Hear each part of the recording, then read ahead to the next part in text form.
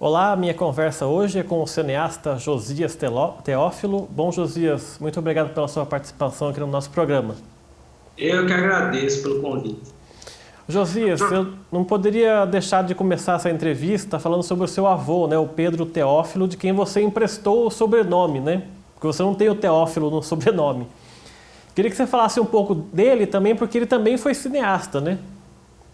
Ah, sim. É até curiosa a história de Josias Teófilo, que foi, eu coloquei no Orkut, Josias Teófilo, né? Aí teve um jornalista que fez uma matéria sobre mim, foi o Júlio Cavani, que ele colocou no jornal como se meu nome fosse Josias Teófilo mesmo. Aí pegou. Depois disso, eu não abandonei mais. É uma homenagem ao meu avô. E é engraçado que eu tenho o nome dos dois avós, né? Meu avô é Josias Monteiro, meu avô paterno e meu avô materno, Pedro Teófilo Batista. Então, eu acabei incorporando. Eu acho que os avós têm grande relação com os netos, principalmente do ponto de vista intelectual, entende? Mais do que os pais com os filhos, porque os pais com os filhos, eles acabam se distanciando por causa da proximidade. Então, eu queria que você falasse um pouco sobre o seu avô, sobre essa veia de cineasta do seu avô, que já teve também 2 filmes que não conseguiu concluir, um monte de histórias aí bem bacanas sobre o seu avô. Eu queria que você falasse um pouco dele. Pois é, ele foi cineasta na década de 60 no Recife, né? Mas antes ele chegou a fazer um monte de coisa em televisão, ele criou a TV Gazeta de Maceió, foi chefe do departamento de cinema, que antes chamava de departamento de cinema da TV Jornal do Comércio, né? E meu bisavô, Orlando Teófilo, que veio de Portugal, ele teve um cinema, né, que é o Cinema Olímpia, no Recife. Então, podemos dizer que nós estamos já há uns 75 anos no ramo do cinematógrafo, né? Que tem a interrupção da época que meu avô morreu para quando eu comecei a mexer com isso. Mas ele foi cineasta e eu me interessei por cinema porque minha avó me mostrava muitos filmes. E minha avó Maria Socorro, que é a viúva dele, né? Então, foi partindo daí. E o seu avô também tem essa história que eu falei desses 2 filmes inacabados. Também teve muitas confusões na família, que até você escreve, acho que foi num artigo que você escreveu que ele tinha alguma confusão na família que impedia ele de intrigas, né? A rede de intrigas da família que impedia ele de produzir esses filmes. Queria que você falasse um pouquinho dessa história. Sim, na verdade é uma rede de intrigas profissionais, né? Porque ele sofreu muito da inveja do meio que ele viveu, o meio provinciano do Recife. Então, isso impediu de realizar esses dois longas, né? Mas ele fez muitos telejornais, na época dos telejornais para Gran Filmes do Brasil, né? Então, ele fez muita coisa nesse sentido.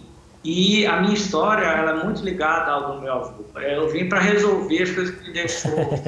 Não resolveu, eu vim para resolver, literalmente, né? Engraçado que a minha carreira, ela começa de perto para longe, né? Começa com o meu avô, Pedro Teófilo, aí depois vem com o meu avô espiritual, que é o Padre Carvalho, né?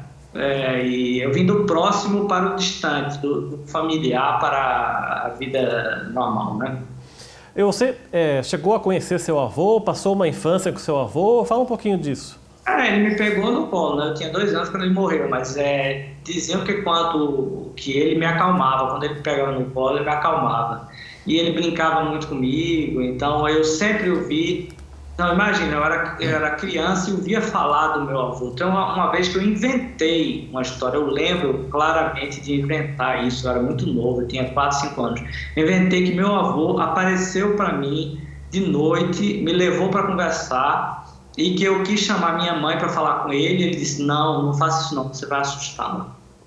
Ele não vai entender. Então somos só nós que vamos conversar. E minha mãe, que tem uma tendência meio espírita assim, ela disse que apareceu, mas foi só mentira minha mesmo. E esses 2 filmes que ele tinha aprontado, mas não chegou a concluir, que é o Gigante que Desperta, né, e a Virgem dos Lábios de Mel, que ele chegou a construir uma caravela para fazer um desses filmes, é isso? Exatamente. Ele construiu uma caravela então mais real para filmagem, encheu um estúdio no bairro do Recife, no prédio que ele chamava Nacional Filmes do Brasil, né? Encheu de água e chamou 150 índios, trouxe índios de verdade. E minhas tias se lembram dos índios lá contracenando, filmou em 35mm. filmou muita coisa, mas infelizmente ele não conseguiu concluir, né? E você não guardou nada desses filmetes dele? Não gravei. Quer dizer, não é que a família, é que esses arquivos ficaram com o Firmo Neto e ninguém sabe onde é que foi parar. Infelizmente se perdeu, né? No Brasil, questão de arquivo é muito problemática. Na minha família, especialmente, né? As pessoas guardaram muito pouca coisa. Você escreveu um livro sobre esse legado do seu avô, que foi o Cinema Sonhado, né? Você descreve o seu avô como, além de um sonhador, que ele também foi aviador, foi repórter cinematográfico, foi um arquiteto autodidata. E você já falou um pouquinho dele, que você veio para resolver os problemas que ele não conseguiu resolver. Mas eu queria que você falasse sobre o legado do seu avô na sua profissão hoje, como um cineasta já reconhecido nacionalmente. Eu queria que você falasse um pouco disso, relacionasse a sua carreira com a dele. Olha, meu avô não ficou conhecido, né? Não tinha registro dele na história do cinema pernambucano, nem na história nacional, não tinha nada, não tinha, se você colocasse o nome dele no Google não aparecia nada. Então eu vim para resgatar isso e a primeira coisa que eu fiz foi uma coletiva de imprensa, que inclusive um dos repórteres era Carlos Mendonça Filho, outro cineasta famoso, né? Que me entrevistou e saiu nos 3 jornais, e aí começaram a se interessar pela história dele, né? Mas eu cheguei até a duvidar do que se contava na minha família. Eles diziam que ele construiu uma caravela para filmar, e eu disse, será que isso é verdade mesmo? E aí eu fui descobri os arquivos, os desenhos, as fotos, e tudo existiu mesmo. E uma história fascinante. E outra coisa curiosa é que ele foi também um inventor, né? E ele inventou uma bateria para carro movida à água do mar, né? E hoje esse mesmo sistema, que parecia loucura naquela época, existe e está sendo aplicado aí. Existe carro hoje movido a água salgada, uma bateria movida a água salgada. Ou seja, ele estava certo, mas naquela época não foi possível executar isso, né? Então ele deixou muita coisa incompleta, mas eu gosto muito do meu avô, ele é uma pessoa que inspirou muita gente, né? Inclusive a mim, porque a verdade é a seguinte, os antepassados, eles vivem e agem na nossa vida.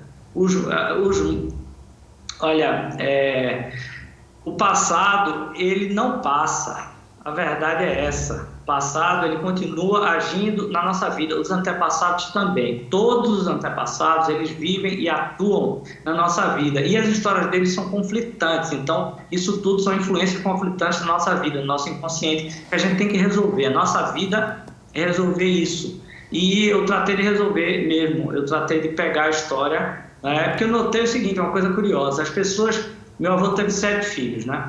E tem os filhos que rejeitam a história dele, né? E tem os filhos que gostam dele e etc. E os que gostam dele se parecem menos do que os que não gostam. Você se encaixa em qual lado aí? Claro que eu gosto. E eu gosto e eu pareço, então eu sou a exceção, mas eu sou a segunda geração. Porque a geração, como eu falei, a geração que vem entra em conflito com a anterior. É sempre assim. Eu não me pareço nem com a minha mãe, nem com meu pai. Gosto muito da minha mãe, meu pai é falecido, mas eu não me pareço com a minha mãe, né? Mas eu pareço com meus avós. Então, e a tendência é essa. Essa sua escolha pela comunicação, porque antes de você ser um cineasta, você também trabalhou como jornalista, também trabalhou como fotógrafo. Essa escolha também foi um pouco de influência pelas histórias que você ouvia do seu avô ou não tem nada a ver? Também, sim, tem tudo a ver, porque eu comecei, foi o seguinte, eu vi essas histórias do meu avô, que ele foi cineasta, que ele foi inventor, que ele foi aviador, e eu dizia, meu Deus do céu, como é que pode tanta coisa? E eu tentava assimilar aquilo, e eu fui atrás dos arquivos e descobri um saco de arquivos dele, que era uma coisa impressionante, os desenhos, né? Os livros, as coisas, as anotações dele, as gravações. Então era uma coisa, realmente uma vida interior vastíssima que ele tinha. Era uma pessoa extremamente introspectiva e tinha um lado espiritual muito forte, isso que eu também herdei dele, que eu era meio esotérico, depois virei mais católico e tal, mas de qualquer forma, isso tudo veio para mim e é isso. E esse seu gosto pela arquitetura também, né? Porque você começou com um curta, que foi o Quarteto Simbólico, sobre o Delfim Amorim, né? Que morou no Recife, morreu na década de 70, muito cedo. Também esse gosto pela arquitetura também está ligado um pouco a esse ramo de comunicação, das artes também, né? Sim, total, porque, olha, a arquitetura eu sempre gostei, eu sempre tive interesse, tudo a ver com o que veio da minha avó, a gente conversando. Minha avó é muito importante, Maria do Socorro, né? E, outra coisa que eu esqueci de dizer é o seguinte, não é só do meu avô que eu tenho essa tendência para comunicação, não. Por parte da minha avó, Dona Socorro, eu tenho um antepassado, que é Manuel Figueiredo de Faria, que foi o dono do Diário de Pernambuco, o segundo dono do Diário de Pernambuco, e o filho dele, Manuel Figueiredo Faria, meu quinto avô, vendeu o jornal e foi jornalista, foi contemporâneo de Joaquim Nabuco. Então, eu acho que tem esse lado aí dos antepassados, aí tá tudo ligado. E cinema, eu acho que cinema tem muito a ver com jornalismo, apesar de que as coisas estão ficando muito especializadas hoje em dia, mas antigamente eram muito próximas, né? Então, veio isso tudo aí. Esse é o primeiro curta, o Quarteto Simbólico, né, sobre o Delfim Amorim. Você resolveu fazer olhando a paisagem do Recife? Como é que você teve essa ideia aí? Eu me interessei porque era a história de um modernismo tradicionalista, para assim dizer, né? Porque a obra de Delfim Amorim, ele incorpora elementos tradicionalistas como o azulejo, como a pedra aparente, né? E o teto, assim, convencional. Então, é muito interessante isso, porque ele partiu do modernismo e chegou a uma espécie de... E ele desenhava um azulejo para cada prédio, né? E o filme acabou passando em Portugal várias vezes, e eu ganhei prêmio por causa desse filme, foi um projeto de conclusão, eu vivi uns meses com esse prêmio. Mas o filme foi assim, eu fiz como projeto de conclusão e eu precisava fazer sobre arquitetura, porque eu não tinha muito tempo para filmar e... eu tive que...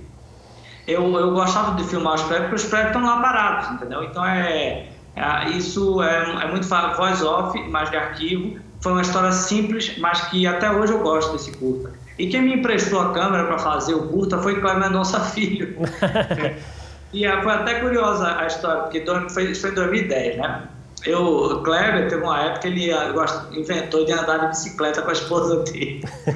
Essas coisas de casal, né? Vamos andar de bicicleta. Aí me chamou para ir andar de bicicleta também. Aí uma vez ele estava procurando um apartamento, que fosse um apartamento grande, uma cobertura, para filmar uma cena de um filme dele, que é O Som ao Redor, o primeiro longa dele, né? Aí eu disse, vamos lá em casa. Aí ele chegou lá e adorou e quis filmar lá em casa e minha avó cobrou para eles filmarem lá. Aí eu disse para minha avó, aí eu estava precisando de um computador para montar o filme, né? Aí Cláudia disse, por que você não compra um Mac e você mesmo instala o programa e monta o seu filme? Aí eu disse, boa ideia. Eu disse, vó, passa esse dinheiro aí. Aí ela passou, eu comprei o computador, montei o filme. E que essas influências suas na adolescência como cineasta, quem você assistia de diretores aí, brasileiros ou estrangeiros? Que você pode falar um pouquinho disso? Olha só, eu comecei frequentando o cinema da Fundação Joaquim Nabuco, né? E também vendo... Não, primeiro de tudo é minha avó me mostrando filmes, né? E um dos filmes que ela me mostrou foi Cinema Paradiso. É um filme que, poxa, é a história dela, basicamente, né? Ela é como se fosse Totó tivesse casado com a Helena, pronto. Sendo que meu avô era o dono do cinema, não era só o projecionista, mas eventualmente ele era projecionista também. E ele diz que viu a minha avó, porque estava lá o cinema inteiro, ele estava de cima da cabine de projeção e ele viu como se a luz da projeção tivesse batido e refletido no cabelo dela. E ela virou-se e olhou, aí ele entendeu isso como um sinal. Ele foi atrás dela e eles se casaram, vieram a ter 7 filhos, né? Então, nasceu dentro do cinema. O cinema é a origem de tudo, né? Então, veio isso aí. Mas as suas influências aí na adolescência, formação de adulto, quem que te formou intelectualmente no cinema? Tá. Então, aí eu comecei, a minha avó começou a me mostrar os filmes e depois eu comecei a frequentar o cinema da Fundação e comecei a ver... Aí eu comecei a frequentar o CinePE, que é um festival que depois eu viria a receber um prêmio nele, né? Então eu comecei a ver muitos curtas ali, eu sempre ia, depois ia para o Cinema Nacional. Aí depois eu comecei, quando eu tive a ideia de fazer um filme sobre meu avô, que na verdade terminou virando livro, Cinema Sonhado, porque eu não tinha imagens dos filmes, então eu não pude fazer um filme. Eu não tinha material imagético, né? Então eu resolvi fazer um livro. E aí eu comecei a ver toda a história do cinema para poder fazer esse filme. Então foi aí que começou tudo. Para a gente encerrar esse bloco, você falou muito do seu avô, dos seus avós, mas falou pouco sobre os seus pais. Qual que era a profissão deles, sua mãe, seu pai? Queria que você falasse um pouquinho disso. Ah, sim. Olha, meu pai, ele trabalhava com turismo, faleceu quando eu tinha 14 anos, né? E minha mãe, ela trabalha com ela tem uma loja de cosméticos e tal, não tem essa... Mas eu gosto muito da minha mãe, tem uma relação até curiosa entre eu e minha mãe, que é a seguinte: o maior arrependimento da minha mãe é não ter feito uma faculdade, o meu maior arrependimento é ter feito uma faculdade, né? Porque foi uma grande perda de tempo. Se eu tivesse mexido com cinema já naquela época, eu já tinha feito um monte de filme mais sobre arquitetura, sobre música clássica. Em vez de estar perdendo tempo lá ouvindo aqueles incompetentes lá na faculdade. Tá certo, a gente vai fazer então o nosso primeiro intervalo aqui. O programa Gente em Destaque volta daqui a pouco. Até já.